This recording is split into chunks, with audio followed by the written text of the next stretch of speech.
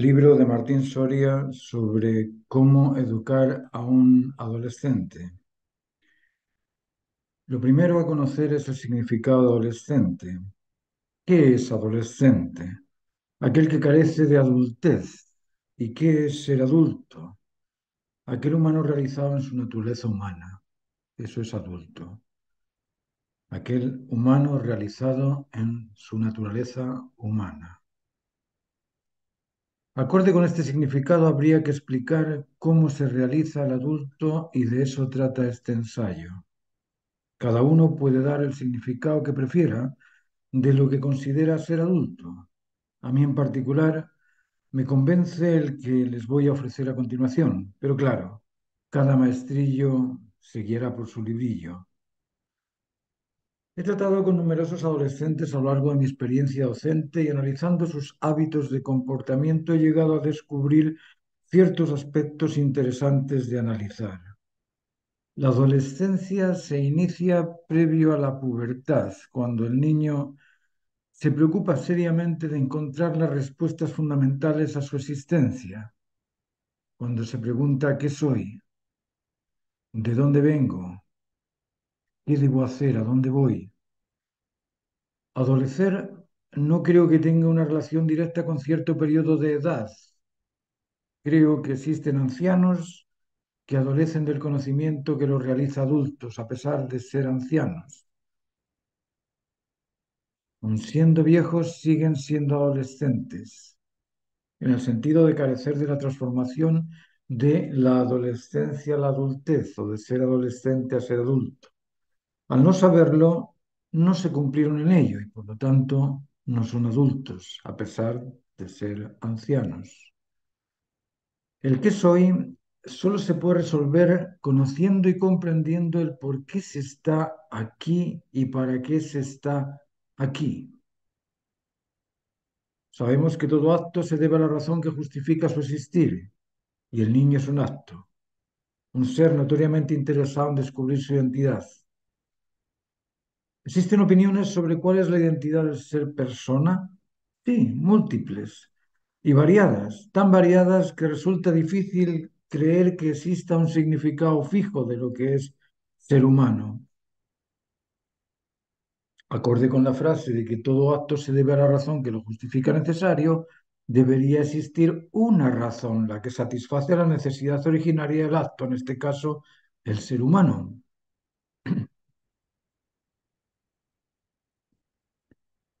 Que existe, estoy seguro de que existe una razón que justifica la existencia del ser humano, pero si se conoce, creo que no. Creo que no se conoce esa razón.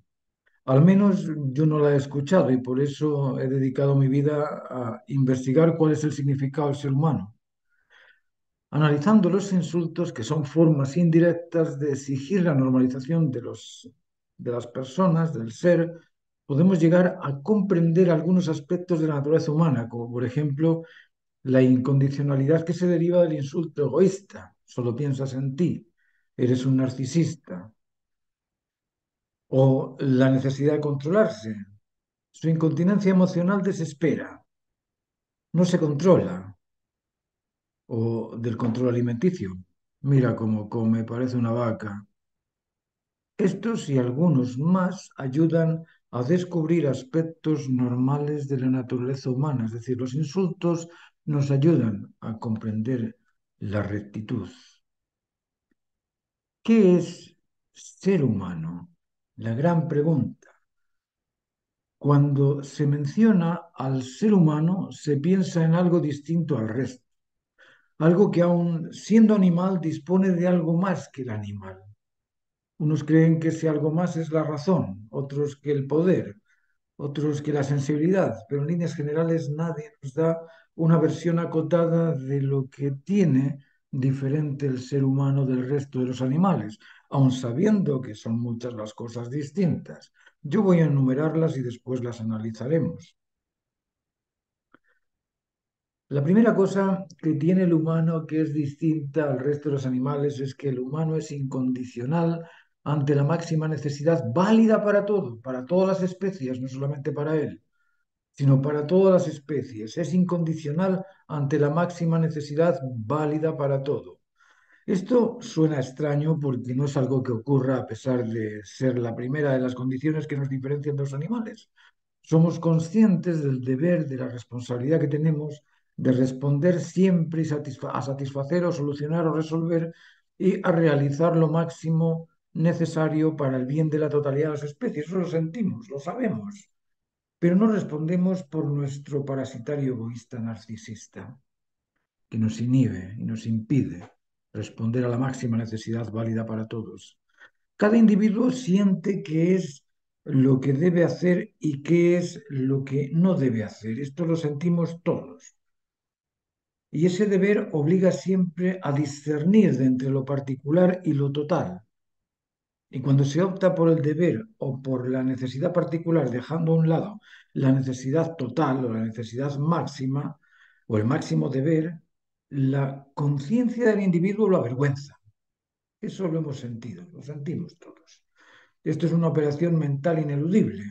Cuando ves que se perdió el aceite de la sartén que se prendió el aceite de la sartén en la cocina y en lugar de cubrirla con un paño, huyes y te alejas viendo cómo se quema la casa, la sensación que se deriva de ese actuar es la vergüenza.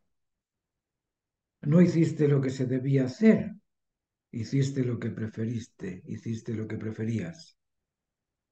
Otro caso, cuando vino el vecino a golpear a tu hermano y saliste corriendo sin defenderlo, sientes vergüenza por tu cobardía. No hiciste lo que debías, hiciste lo que preferías. En estos casos nosotros sentimos que nos debemos responder a la máxima necesidad válida para todos. Nos debemos a ello, pero nuestro narcisismo egoísta nos impide responder. ¿Por qué? Porque no nos sentimos capaces, no nos sentimos maduros, somos, en cierto aspecto, somos adolescentes. Estos y otros ejemplos que puedes sumarle a los que vimos son indicativos que ponen en evidencia la necesidad de obrar en pro de la máxima necesidad válida por sobre las preferencias particulares y para responder al máximo deber válido para todo es necesario disponer de la actitud de ser y obrar incondicionalmente ante lo necesario.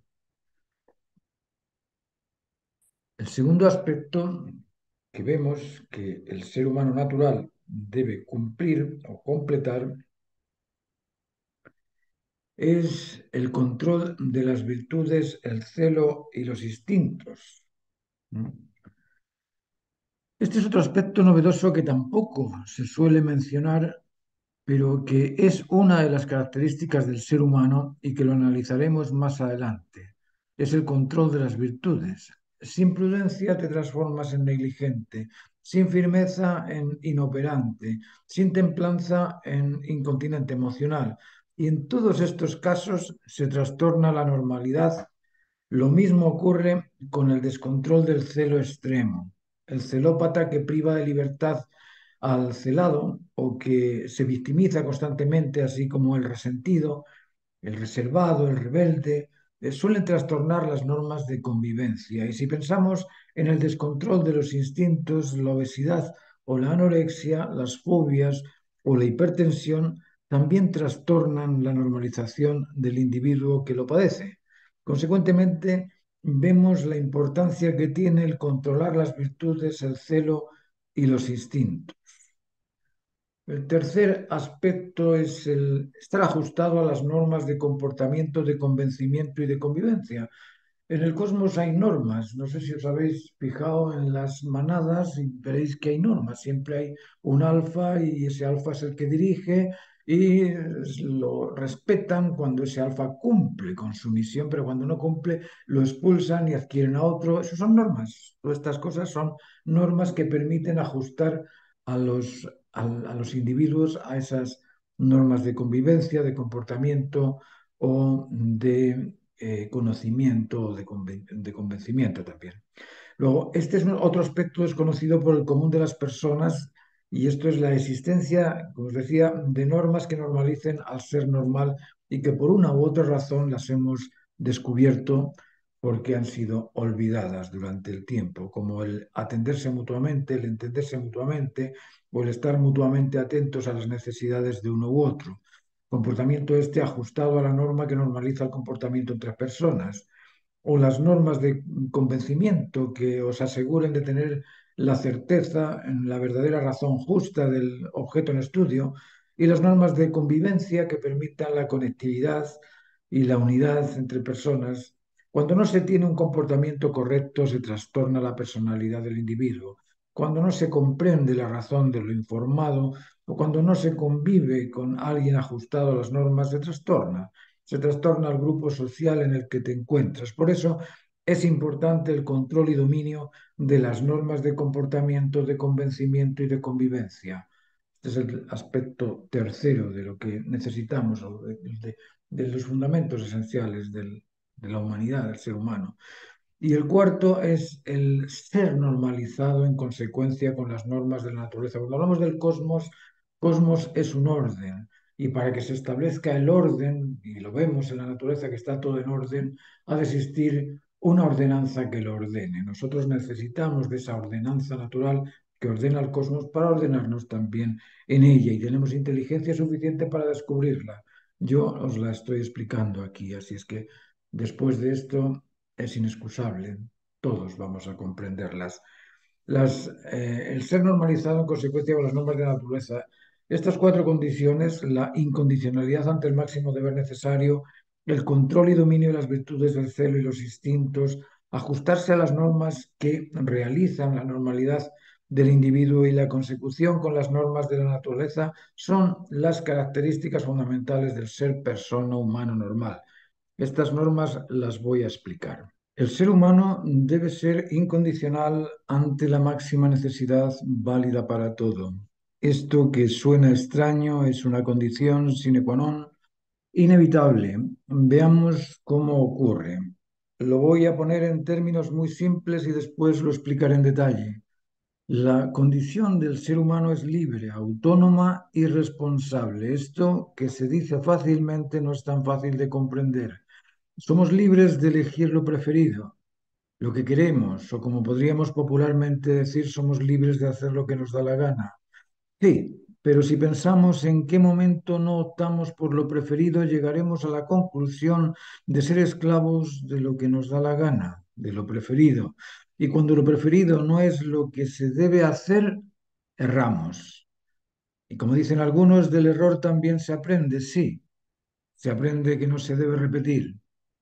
Por lo mismo, cuando se prefiere lo que no se debe, se paga. Sí, tiene un costo. Esto en ocasiones no se comprende, pero obrar contra el deber se cobra el esfuerzo sufrido o disfrutado de tener que repetir el camino si nos equivocamos de camino, o de tener que restaurar el objeto que rompimos, o de tener que repetir el curso que suspendimos. Y en todos estos casos la naturaleza se cobra el sacrificio de restituir el error. Piénsenlo. Somos libres de optar consciente o inconscientemente, voluntaria e involuntariamente. Involuntariamente también, sí. Por ejemplo, jugando hockey sobre hielo, me empujan y voy donde no quiero ir. Pero no me puedo detener, a pesar de querer frenar, no freno. Eso no es optar, pero sí es obrar involuntariamente. Para no confundirnos, diremos que eso no es optar en libertad. Pero el ejemplo del empujón podría ser también el efecto dominó por alguna toma de decisiones que nos involucran, pero cuya determinación original no la hemos hecho nosotros. Por ejemplo, quebró la empresa donde trabajé por una mala gestión del directorio y me expulsan por falta de recursos. ¿Y qué culpa tengo yo en eso? O el orden judicial de la nación establece una ley de impuestos a quienes se comuniquen vía Internet. No fue una alternativa optada por mí, pero me afecta directamente. Libertad es la capacidad de optar por lo que beneficia siempre a todo. Voy a repetir esta frase porque es de suma importancia. Tenemos que comprenderlo muy bien todos.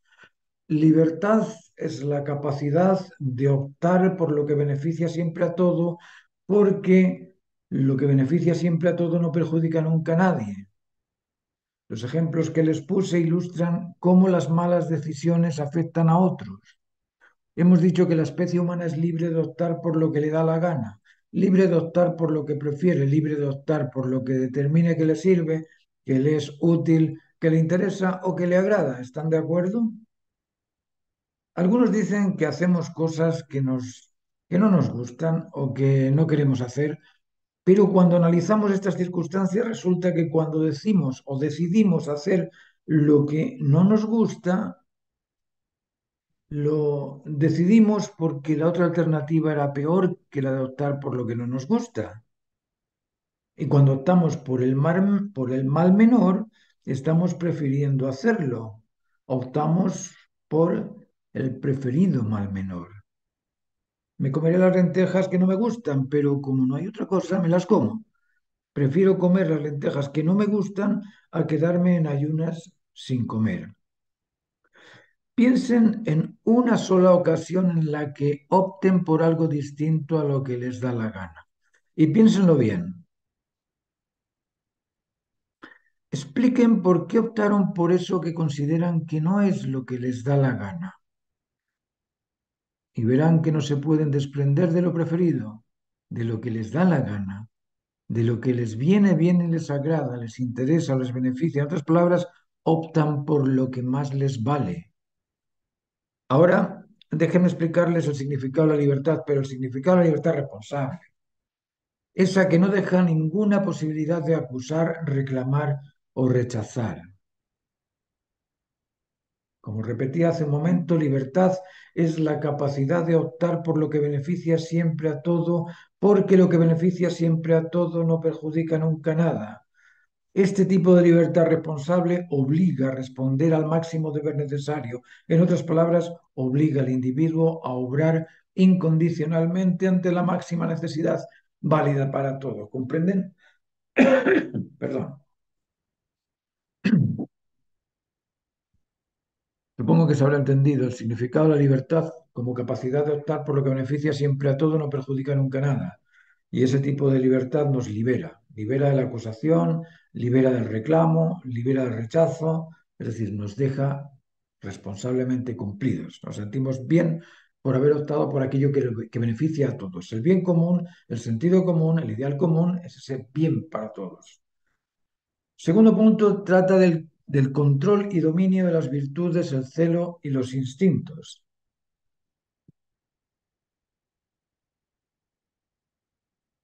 Otro aspecto novedoso que también se suele mencionar en la educación de las escuelas, pero que es una de las características del ser humano, naturalmente normalizado me refiero, es el control y dominio sobre las virtudes, el celo y los instintos. ¿Qué son las virtudes? Virtudes son servidores custodios. La prudencia es el servidor custodio de la opción válida, la prudencia. La templanza es el servidor custodio de las diferencias que surgen en el camino, eso lo llamamos templanza. Y la firmeza es el servidor custodio de cumplir el proceso completo de la conquista de la finalidad específica a realizar. Vamos a explicar esto un poquito para que quede más sencillo. La prudencia es el servidor custodio de aquella alternativa posible que tengo que optar por ella.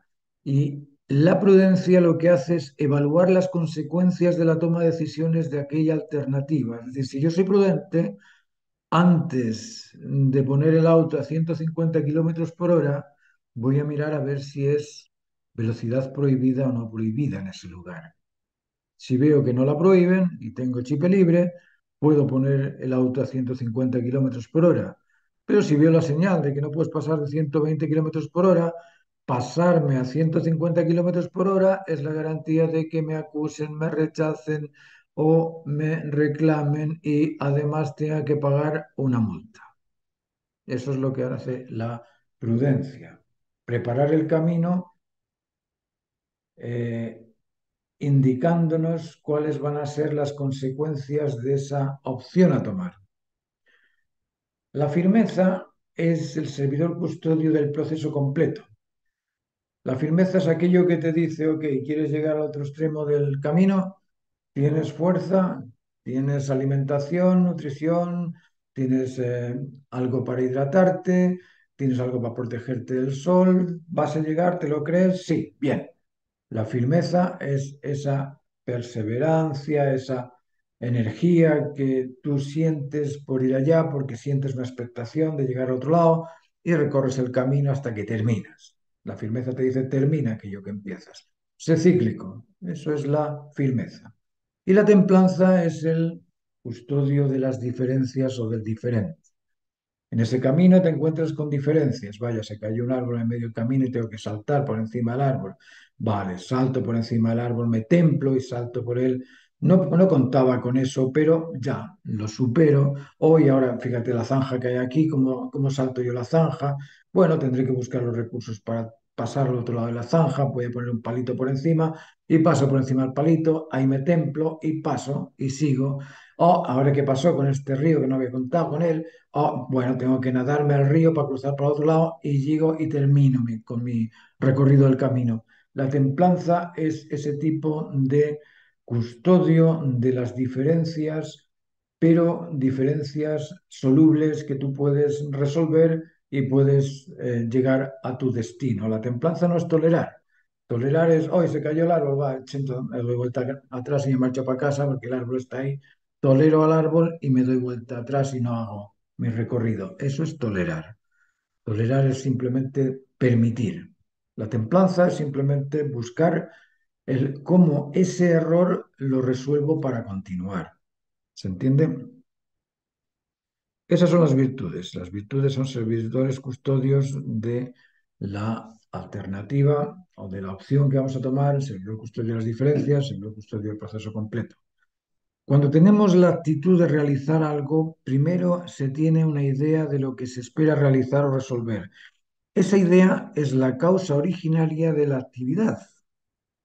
Esa causa debe ser evaluada por la prudencia para asegurarse de que es la alternativa válida o es la preferida y además nos beneficia.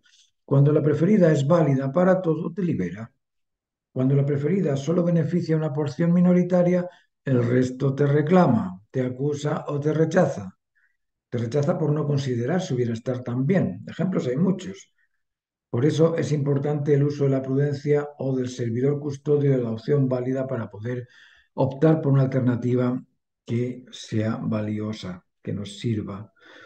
Pero optar es una cosa y procesar la información de la idea en imagen es otra cosa. En el proceso de desarrollo de la causa, en efecto, en el proceso de desarrollo de la causa, en efecto, puedes encontrar dificultades, como os decía antes, errores, modificaciones que frustran y se sufren frente a estas variables y por eso es preciso templarse y seguir adelante. La templanza es el servidor custodio de las diferencias en el proceso, ¿comprendes? Y para lograr la finalidad esperada debe ser firme, concentrado y determinado hasta el final. Y eso, y para eso o en eso nos sirve la firmeza. La firmeza es el protector custodio de la determinación que impide la dispersión. El individuo creativo cuya actitud desee transformar en actividad, comprendan esto, cuya actitud mental desee transformar en actividad física, debe ejercer el control y dominio de las virtudes de la prudencia, firmeza y templanza. Si no, si no hace uso de estas virtudes, va a ser una catástrofe. ¿Comprendes? ¿Y cómo se controlan el celo y los instintos? ¿Y qué es el celo? Vamos a seguir con ello. El celo es el servidor custodio de la unidad. El celo protege y en la protección existen dos aspectos, el cuidado y la defensa. Cuidar y defender son dos aspectos contenidos en el celo. Cuidar es guardar lo que te pertenece o lo que posees. Aquí nos encontramos frente a dos aspectos distintos, la posesión y la pertenencia. La definición del significado de estas dos palabras, acorde con el derecho civil, es imprecisa y conlleva confusas explicaciones. Lo vamos a poner de este modo para comprender las diferencias entre la posesión y la pertenencia. Se posee aquello que puede ser adquirido y pertenece a aquello que puede ser ofrecido, porque se dispone de ello. ¿Se entiende la diferencia? Se posee aquello que puede ser adquirido, es decir, yo poseo un auto, poseo una casa, poseo un título, todo eso es adquirido, pero me pertenece aquello que puede ser ofrecido. Me pertenecen los sentimientos, los conocimientos, las actitudes, la sonrisa, la tristeza, de todas estas cosas que yo puedo ofrecer también. ¿Por qué? Porque dispongo de ello. Proteger, proteger una posesión adquirida o una pertenencia eh, que puede ser mi integridad, mi convencimiento, mis sentimientos, etcétera, esa es la tarea del celo. El proteger esa posesión o esa pertenencia le pertenece al celo. El celo posee dos poderes, el poder de cuidar y el poder de defender. Cuidar es un poder conectivo, no afecta al vinculante o al vinculado, al contrario, lo beneficia. Yo guardo las cosas en el armario y no molesta a nadie. Pero defender desconecta al vinculante o vinculado al otro, lo desconfía, desconfía del otro, del vinculante o vinculado, y lo amenaza o con agredirle, si fuese necesario, al otro, lo que obliga al otro vinculado a protegerse de la amenaza de una posible agresión, defendiéndose también. ¿Mm? El celo en ese caso se transforma en recelo, y el recelo ya es una especie de lucha entre opuestos. ¿Mm? El celo, en este mecanismo de defensa frente a la amenaza a perder el objeto apreciado, acaba de transformarse o acaba de transformar su naturaleza conectiva, emocional, en un sentimiento de rechazo emocional. Es decir, yo guardo mi teléfono y muy bien, ahora tú vienes a quitármelo, me tengo que defender. Y al defenderme te estoy agrediendo, te guste o no, te estoy agrediendo. ¿Y tú qué vas a hacer? Defenderte también. Entonces, al defenderte, me estás agrediendo y al final acabamos los dos agrediéndonos mutuamente. ¿Pero por qué nos agredimos? Porque el celo quería la custodia de ese teléfono que era mío. Así tenía que defender aquello que era mío. Mm. Y para defenderlo tenía que expulsarte, tenía que superarte, tenía que vencerte, tenía que aniquilarte. Hasta ese nivel llega el recelo, para que veáis lo importante que es controlarlo. Ante la amenaza de perder su conexión, el celo resiente, siente la necesidad de eliminar la amenaza, perder su vinculación, su convencimiento o su conexión con el objeto amenazado. Y emocional o sentimentalmente lo rechaza, lo reclama, lo acusa, transformando su naturaleza custodia protectora en naturaleza resentida manifiesta mediante el reclamo, la acusación y el rechazo emocional, verbal o físico. Eso es lo que ocurre con el celo en su transformación a recelo. Lo repito para que lo puedan comprender mejor. Ante la amenaza de perder algo, de perder el celular, como os decía, el celo resiente, siente la necesidad de eliminar esa amenaza. ¿Mm? Siente esa necesidad de eliminar la amenaza y puede eliminarla verbalmente diciéndole, oye, el teléfono es mío, pero si la persona insiste en querer quitarme el teléfono, ya la amenaza verbal no se elimina con la dialéctica, ya no puedes sentarte a dialogar con él, ya tienes que usar la mano y empujarle. Y si frente a ese empuje primero la otra persona sigue queriéndote quitar el celular, vas a tener que golpearlo para poder escapar. Guste o no, esa es la mecánica de la transformación del celo en recelo. ¿Ok? ¿Es malo? ¿Es malo darle el puñete? ¿O es malo pretender quitarme lo que no pertenece a ese ser? ¿Dónde está el mal? ¿Está en la actitud de robarme o está en la actitud de defenderme? ¿Cuál creéis que es peor? Bueno, lógicamente el que ataca es siempre responsable de lo que ocurra después del ataque, porque esa persona es la que inicia la situación. El mecanismo de transformación del celo en recelo es muy delicado, casi inapreciable. ¿Cómo se transforma el sentimiento del celo custodio en agresión defensivo resentida? Esto es un proceso lógico de explicar, puesto que es la naturaleza custodia la que protege guardando aquello que le pretenden quitar, pero la transformación de la actitud conectiva en oponer resistencia mediante una actitud resentida es muy difícil de explicar. Uno dice, ¿cómo es posible que un elástico ¿eh? que yo tengo en mí y que está muy bien porque me une los dos polos, cuando estiro el elástico y lo suelto, ¡wow! Que me castiga. En esto es lo mismo, exactamente lo mismo. Lo que hace el celo al extralimitarse es soltarse y dar esa sacudida. La conciencia del valor del individuo es la que determina los límites de la custodia y en qué momento o circunstancia siente esa custodia amenazada por un opuesto o un enemigo. Así se transforma el celo amigo en recelo enemigo. Al analizar este proceso se comprende que el mal no existe. El mal es únicamente la observación humana del mecanismo de la defensa de la custodia del celo, de la unidad vinculante conectiva. Es decir, nosotros estamos viendo una operatividad que es operativa, funciona así. Tú miras en la naturaleza, se acerca un león a la manada del otro león y no veas lo que ocurre. Se acerca un toro a la vaca y no veas lo que ocurre. Se acerca alguien al nido del pájaro y no ves lo que ocurre. Y no porque el pájaro se ponga a pelear con otro pájaro está obrando mal. Está defendiendo aquello que por celo le pertenece. ¿Mm?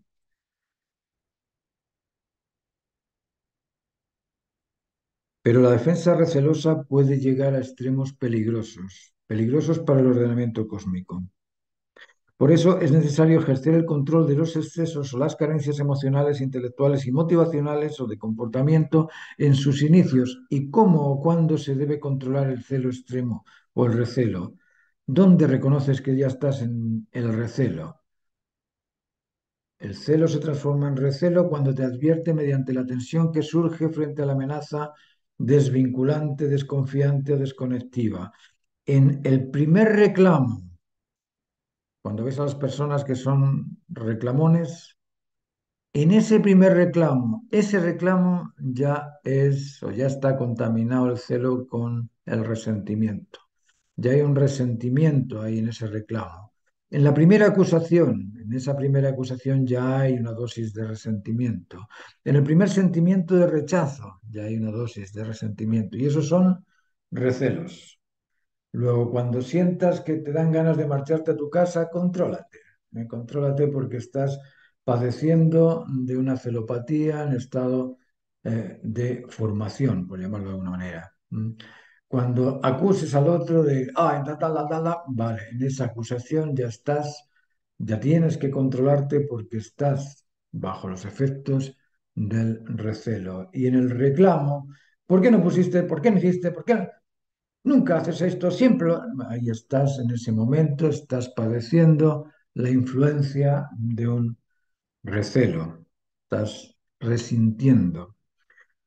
Tenemos el celo emocional, el celo intelectual, el celo conductual o motivacional. El celo emocional es el cuidado manifiesto frente a los vínculos afectivos que una persona tiene frente a personas, animales o cosas. Por ejemplo, el celo frente a los ideales religiosos, políticos o filosóficos, el celo frente a la pareja, el celo frente a los padres o a los hijos, el celo frente a las mascotas o el celo frente a los objetos creados o admirados por uno.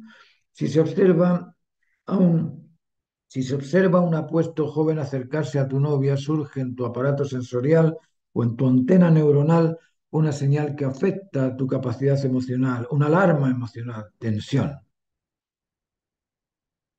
una suma de ansiedad y de angustia. Ansiedad para resolver la situación y huir o escapar del peligro. Y angustia por sentir la vulnerable impotencia de no poder salir de esa situación. Sensaciones estas que obligan a proteger el vínculo establecido o a defenderlo en caso de sentir que lo vas a perder o que te lo van a quitar o que te lo pueden quitar. Eso es el celo transformado en recelo. Tu capacidad emocional se resiente frente a la amenaza y si tu novia se muestra atraída por el apuesto caballero, el celo que sientes en tu interior se defenderá agrediendo al amenazante o a tu novia. Para evitar esa situación es necesario controlar la tensión, controlar la ansiedad, controlar la angustia sentida. Buscad vosotros ejemplos de cómo actúa el celo emocional y cómo se transforma en recelo en diversas situaciones emocionales. Aprendan a descubrir esa transformación. Encuentren situaciones de transformación del celo en recelo entre personas o frente a la vinculación con animales o frente a la protección de las posesiones o del criterio, del conocimiento que tú tengas. Obsérvalo, obsérvalo y descúbrelo.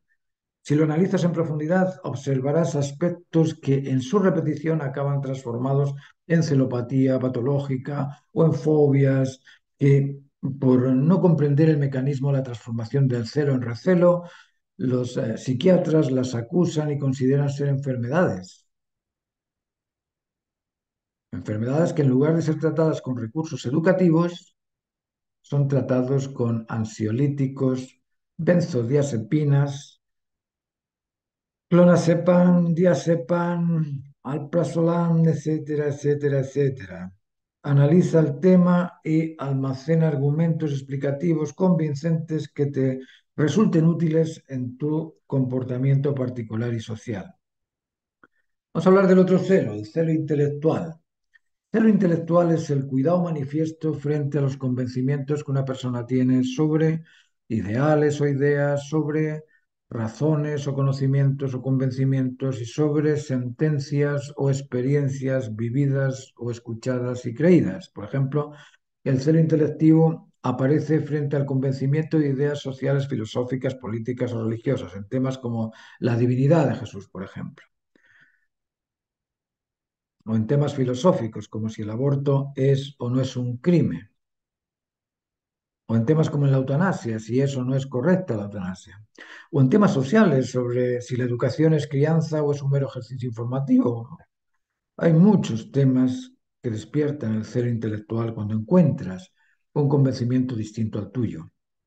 El celo se transforma en recelo ante la amenaza contraria a nuestro convencimiento que lo desacredita, desconfía o niega y duda. Ante esta negación de nuestra afirmación surge la sensación de proteger nuestro convencimiento y al reforzarlo con vehemencia se cae en la soberbia o en la arrogancia incapaz de demostrar nuestra veracidad por culpa de la tensión emocional.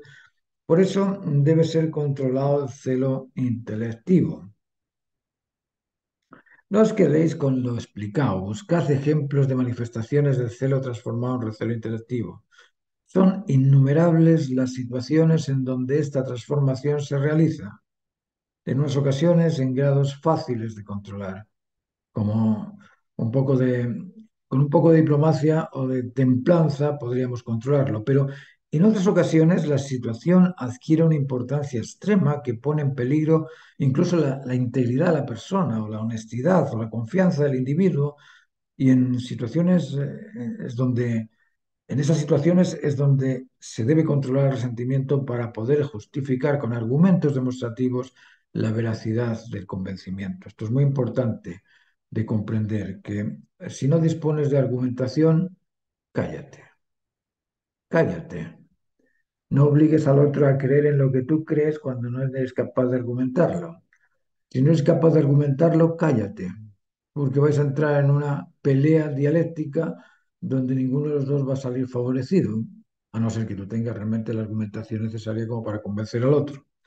Los abogados, los políticos, los docentes, todo el mundo, diría yo, deben comprender este mecanismo de transformación de celo en recelo para evitar las consecuencias desastrosas de su falta de control. Pues tenemos el celo motivacional.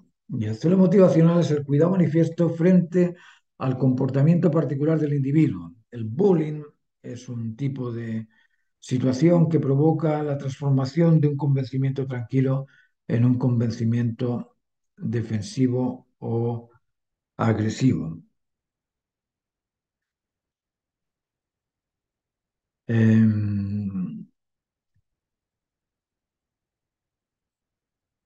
más podemos hablar de esto? La descalificación, por ejemplo, la descalificación del comportamiento, cuando escuchas nunca lavas la taza. Escuchar eso produce tensión y aparecen las ganas de explotar en la boca de quien te lo dice. Sí, nunca las lavo. ¿Por qué? Porque nunca es agresivo. Alguna vez lavó la taza esa persona y eso no justifica la frase de que nunca se lava la taza. Nunca y siempre son adverbios cuyo significado es inexistente.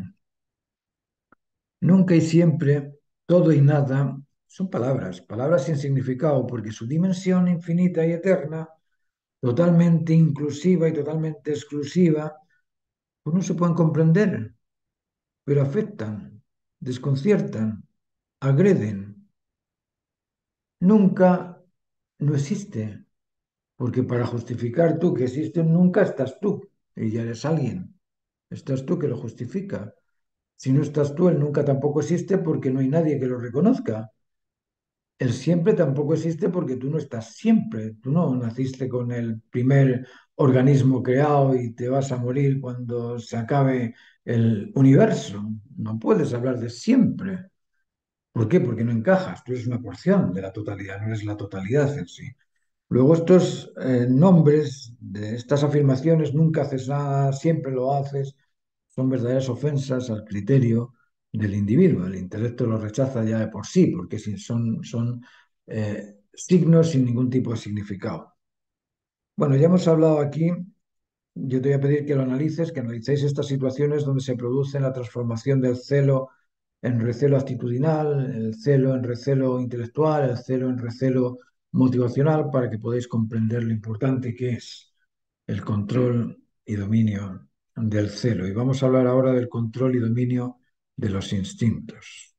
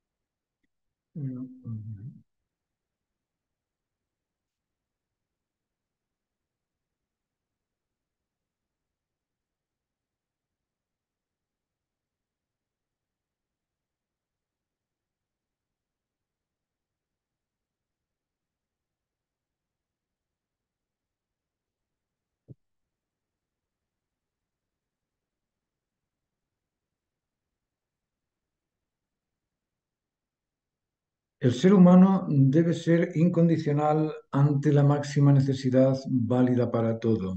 Esto que suena extraño es una condición sine qua non inevitable. Veamos cómo ocurre.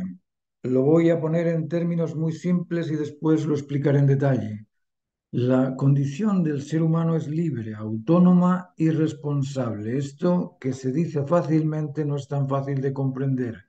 Somos libres de elegir lo preferido, lo que queremos, o como podríamos popularmente decir, somos libres de hacer lo que nos da la gana.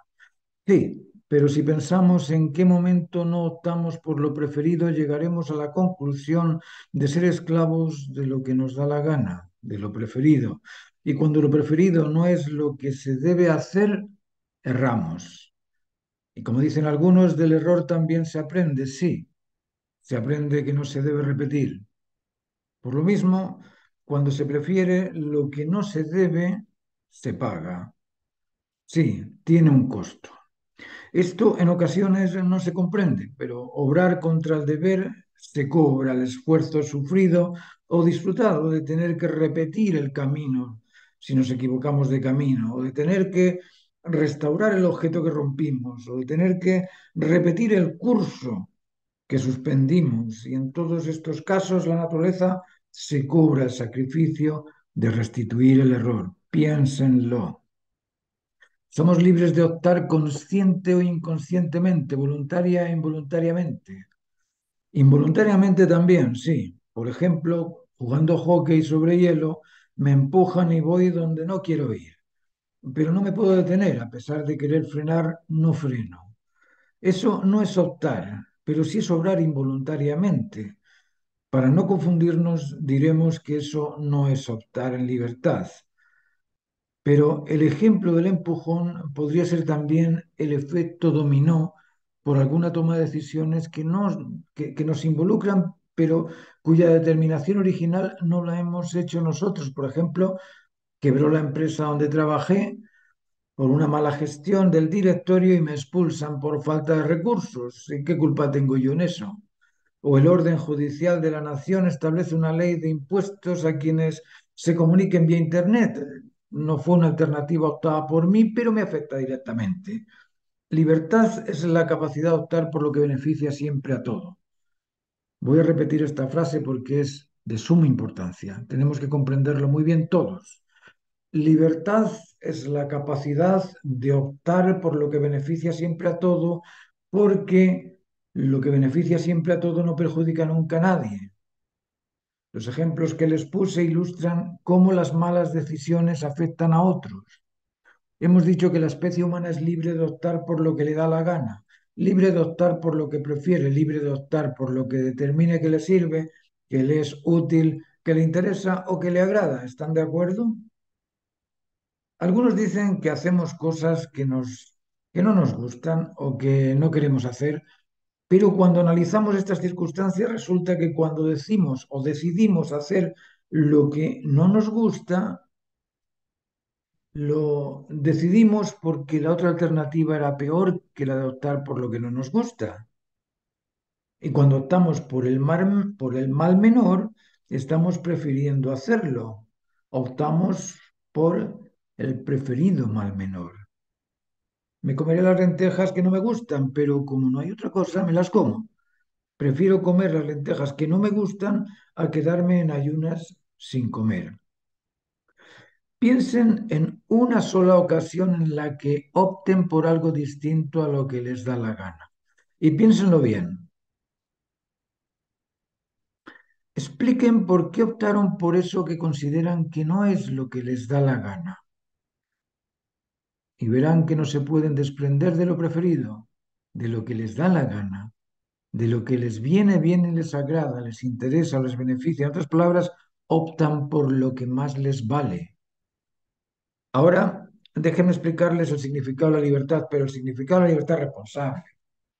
Esa que no deja ninguna posibilidad de acusar, reclamar o rechazar. Como repetí hace un momento, libertad es la capacidad de optar por lo que beneficia siempre a todo, porque lo que beneficia siempre a todo no perjudica nunca nada. Este tipo de libertad responsable obliga a responder al máximo deber necesario. En otras palabras, obliga al individuo a obrar incondicionalmente ante la máxima necesidad válida para todos. ¿Comprenden? Perdón. Supongo que se habrá entendido el significado de la libertad como capacidad de optar por lo que beneficia siempre a todo, no perjudica nunca nada. Y ese tipo de libertad nos libera. Libera de la acusación, libera del reclamo, libera del rechazo, es decir, nos deja responsablemente cumplidos. Nos sentimos bien por haber optado por aquello que beneficia a todos. El bien común, el sentido común, el ideal común es ese bien para todos. Segundo punto, trata del control y dominio de las virtudes, el celo y los instintos.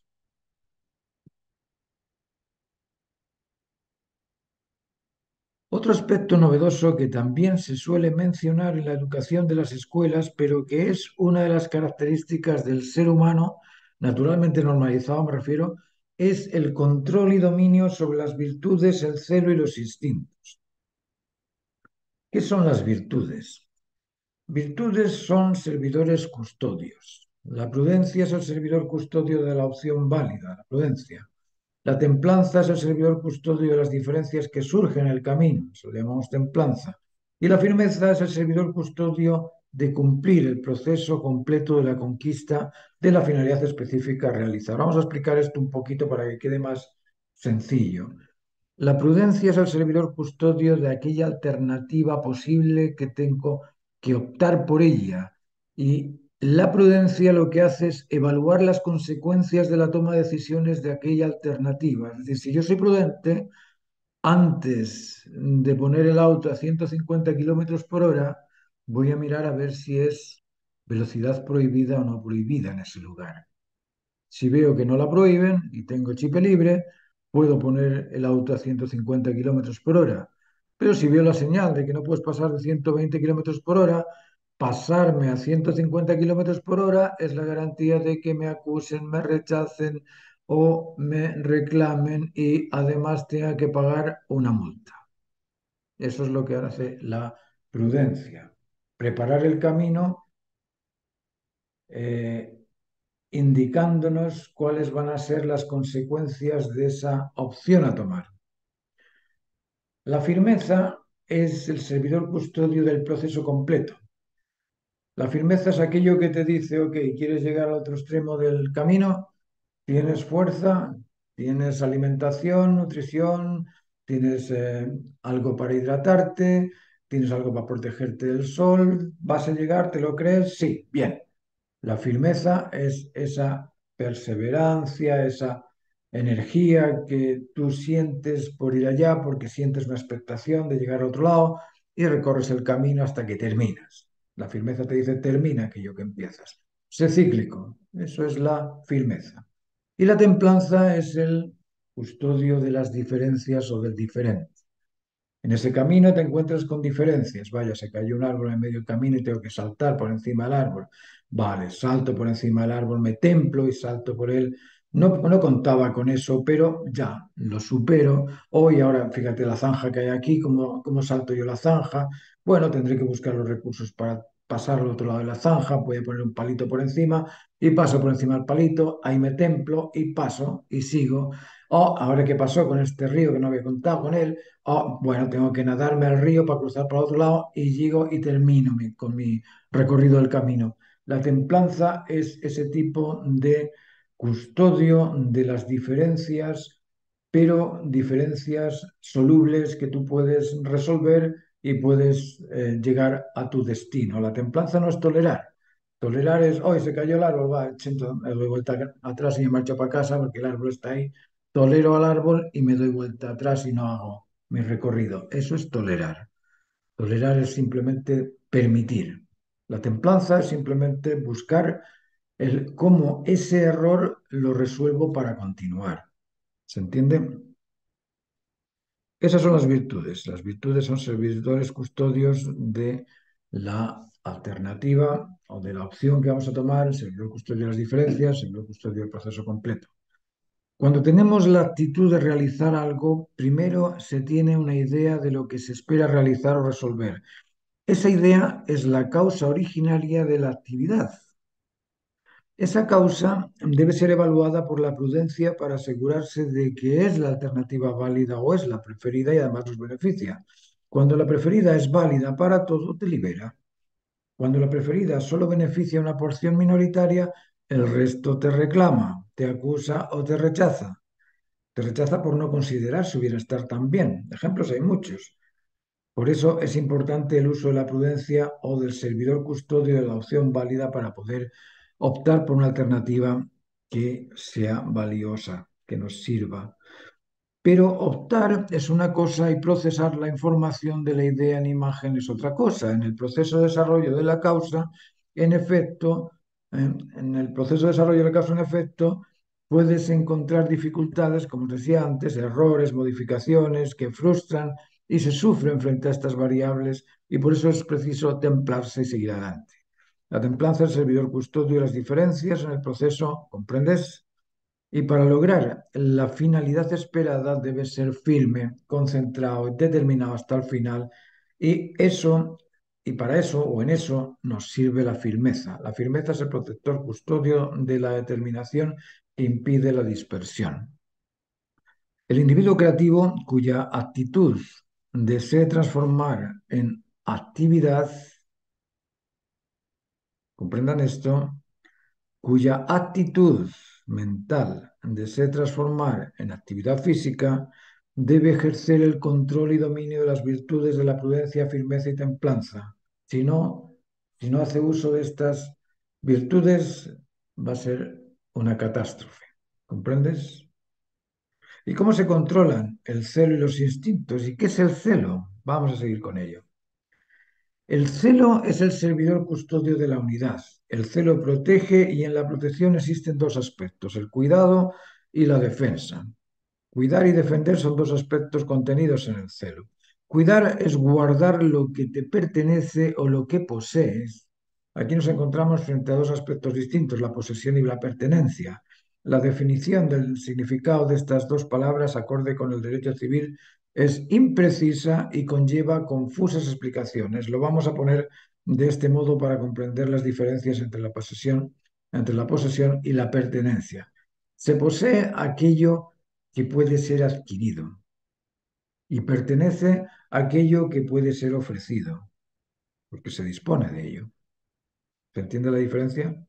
Se posee aquello que puede ser adquirido, es decir, yo poseo un auto, poseo una casa, poseo un título, todo eso es adquirido, pero me pertenece aquello que puede ser ofrecido. Me pertenecen los sentimientos, los conocimientos, las actitudes, la sonrisa, la tristeza, de todas estas cosas que yo puedo ofrecer también. ¿No? ¿Por qué? Porque dispongo de ello. Proteger una posesión adquirida, o una pertenencia, eh, que puede ser mi integridad, mi convencimiento, mis sentimientos, etcétera, esa es la tarea del celo. El proteger esa posesión o esa pertenencia le pertenece al celo. El celo posee dos poderes, el poder de cuidar y el poder de defender. Cuidar es un poder conectivo, no afecta al vinculante o al vinculado, al contrario, lo beneficia. Yo guardo las cosas en el armario y no molesta a nadie. Pero defender desconecta al vinculante o vinculado al otro. Lo desconfía del otro, del vinculante o vinculado, y lo amenaza o con agredirle, si fuese necesario, al otro, lo que obliga al otro vinculado a protegerse de la amenaza de una posible agresión, defendiéndose también. ¿Mm? El celo en ese caso se transforma en recelo, y el recelo ya es una especie de lucha entre opuestos. ¿Mm? El celo, en este mecanismo de defensa frente a la amenaza a perder el objeto apreciado, acaba de transformar su naturaleza conectiva emocional en un sentimiento de rechazo emocional. Es decir, yo guardo mi teléfono y muy bien, ahora tú vienes a quitármelo, me tengo que defender. Y al defenderme te estoy agrediendo, te guste o no, te estoy agrediendo. ¿Y tú qué vas a hacer? Defenderte también. Entonces, al defenderte, me estás agrediendo y al final acabamos los dos agrediéndonos mutuamente. ¿Pero por qué nos agredimos? Porque el celo quería la custodia de ese teléfono que era mío. Así tenía que defender aquello que era mío. ¿Mm? Y para defenderlo tenía que expulsarte, tenía que superarte, tenía que vencerte, tenía que aniquilarte. Hasta ese nivel llega el recelo, para que veáis lo importante que es controlarlo. Ante la amenaza de perder su conexión, el celo resiente, siente la necesidad de eliminar la amenaza, perder su vinculación, su convencimiento o su conexión con el objeto amenazado. Y emocional o sentimentalmente lo rechaza, lo reclama, lo acusa, transformando su naturaleza custodia protectora en naturaleza resentida manifiesta mediante el reclamo, la acusación y el rechazo emocional, verbal o físico. Eso es lo que ocurre con el celo en su transformación a recelo. Lo repito para que lo puedan comprender mejor. Ante la amenaza de perder algo, de perder el celular, como os decía, el celo resiente, siente la necesidad de eliminar esa amenaza. ¿Mm? Siente esa necesidad de eliminar la amenaza y puede eliminarla verbalmente diciéndole, oye, el teléfono es mío, pero si la persona insiste en querer quitarme el teléfono, ya la amenaza verbal no se elimina con la dialéctica, ya no puedes sentarte a dialogar con él, ya tienes que usar la mano y empujarle. Y si frente a ese empuje primero la otra persona sigue queriéndote quitar el celular, vas a tener que golpearlo para poder escapar. Guste o no, esa es la mecánica de la transformación del celo en recelo. ¿Ok? ¿Es malo? ¿Es malo darle el puñete? ¿O es malo pretender quitarme lo que no pertenece a ese ser? ¿Dónde está el mal? ¿Está en la actitud de robarme o está en la actitud de defenderme? ¿Cuál creéis que es peor? Bueno, lógicamente el que ataca es siempre responsable de lo que ocurra después del ataque, porque esa persona es la que inicia la situación. El mecanismo de transformación del celo en recelo es muy delicado, casi inapreciable. ¿Cómo se transforma el sentimiento del celo custodio en agresión defensivo resentida? Esto es un proceso lógico de explicar, puesto que es la naturaleza custodia la que protege guardando aquello que le pretenden quitar, pero la transformación de la actitud conectiva en oponer resistencia mediante una actitud resentida es muy difícil de explicar. Uno dice, ¿cómo es posible que un elástico ¿eh? que yo tengo en mí y que está muy bien porque me une los dos polos, cuando estiro el elástico y lo suelto, ¡wow! Que me castiga. En esto es lo mismo, exactamente lo mismo. Lo que hace el celo al extralimitarse es soltarse y dar esa sacudida. La conciencia del valor del individuo es la que determina los límites de la custodia y en qué momento o circunstancias siente esa custodia amenazada por un opuesto o un enemigo. Así se transforma el celo amigo en recelo enemigo. Al analizar este proceso se comprende que el mal no existe. El mal es únicamente la observación humana del mecanismo de la defensa de la custodia del celo, de la unidad vinculante conectiva. Es decir, nosotros estamos viendo una operatividad que es operativa, funciona así. Tú miras en la naturaleza, se acerca un león a la manada del otro león y no veas lo que ocurre. Se acerca un toro a la vaca y no veas lo que ocurre. Se acerca alguien al nido del pájaro y no ves lo que ocurre. Y no porque el pájaro se ponga a pelear con otro pájaro está obrando mal. Está defendiendo aquello que por celo le pertenece. ¿Mm? Pero la defensa recelosa puede llegar a extremos peligrosos, peligrosos para el ordenamiento cósmico. Por eso es necesario ejercer el control de los excesos o las carencias emocionales, intelectuales y motivacionales o de comportamiento en sus inicios y cómo o cuándo se debe controlar el celo extremo o el recelo. ¿Dónde reconoces que ya estás en el recelo? El celo se transforma en recelo cuando te advierte mediante la tensión que surge frente a la amenaza desvinculante, desconfiante o desconectiva. En el primer reclamo, cuando ves a las personas que son reclamones, en ese primer reclamo, ese reclamo ya es o ya está contaminado el celo con el resentimiento. Ya hay un resentimiento ahí en ese reclamo. En la primera acusación, en esa primera acusación ya hay una dosis de resentimiento. En el primer sentimiento de rechazo ya hay una dosis de resentimiento. Y esos son recelos. Luego, cuando sientas que te dan ganas de marcharte a tu casa, contrólate. Contrólate porque estás padeciendo de una celopatía en estado de formación, por llamarlo de alguna manera. Cuando acuses al otro de, vale, en esa acusación ya estás, ya tienes que controlarte porque estás bajo los efectos del recelo. Y en el reclamo, ¿por qué no pusiste? ¿Por qué no hiciste? ¿Por qué no? Nunca haces esto, siempre ahí estás en ese momento, estás padeciendo la influencia de un recelo, estás resintiendo.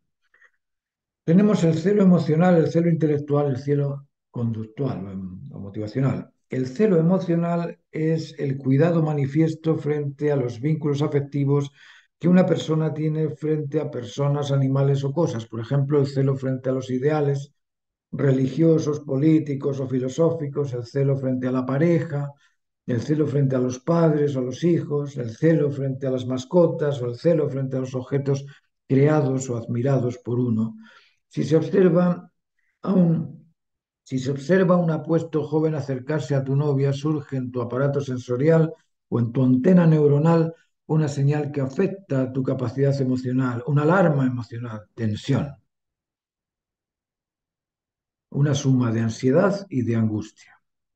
Ansiedad para resolver la situación y huir o escapar del peligro. Y angustia por sentir la vulnerable impotencia de no poder salir de esa situación. Sensaciones estas que obligan a proteger el vínculo establecido o a defenderlo en caso de sentir que lo vas a perder o que te lo van a quitar o que te lo pueden quitar. Eso es el celo transformado en recelo. Tu capacidad emocional se resiente frente a la amenaza y si tu novia se muestra atraída por el apuesto caballero, el celo que sientes en tu interior se defenderá agrediendo al amenazante o a tu novia. Para evitar esa situación es necesario controlar la tensión, controlar la ansiedad, controlar la angustia sentida. Buscad vosotros ejemplos de cómo actúa el celo emocional y cómo se transforma en recelo en diversas situaciones emocionales. Aprendan a descubrir esa transformación. Encuentren situaciones de transformación del celo en recelo entre personas o frente a la vinculación con animales o frente a la protección de las posesiones o del criterio, del conocimiento que tú tengas. Obsérvalo, obsérvalo y descúbrelo. Si lo analizas en profundidad, observarás aspectos que en su repetición acaban transformados en celopatía patológica o en fobias que, por no comprender el mecanismo de la transformación del celo en recelo, los psiquiatras las acusan y consideran ser enfermedades. Enfermedades que en lugar de ser tratadas con recursos educativos, son tratados con ansiolíticos, benzodiazepinas, clonazepam, diazepam, alprazolam, etcétera, etcétera, etcétera. Analiza el tema y almacena argumentos explicativos convincentes que te resulten útiles en tu comportamiento particular y social. Vamos a hablar del otro celo, el celo intelectual. Celo intelectual es el cuidado manifiesto frente a los convencimientos que una persona tiene sobre ideales o ideas, sobre razones o conocimientos o convencimientos y sobre sentencias o experiencias vividas o escuchadas y creídas. Por ejemplo, el celo intelectivo aparece frente al convencimiento de ideas sociales, filosóficas, políticas o religiosas, en temas como la divinidad de Jesús, por ejemplo, o en temas filosóficos, como si el aborto es o no es un crimen, o en temas como en la eutanasia, si eso no es correcta la eutanasia, o en temas sociales, sobre si la educación es crianza o es un mero ejercicio informativo. Hay muchos temas que despiertan el celo intelectual cuando encuentras un convencimiento distinto al tuyo. El celo se transforma en recelo ante la amenaza contraria a nuestro convencimiento que lo desacredita, desconfía o niega y duda. Ante esta negación de nuestra afirmación surge la sensación de proteger nuestro convencimiento y al reforzarlo con vehemencia se cae en la soberbia o en la arrogancia incapaz de demostrar nuestra veracidad por culpa de la tensión emocional.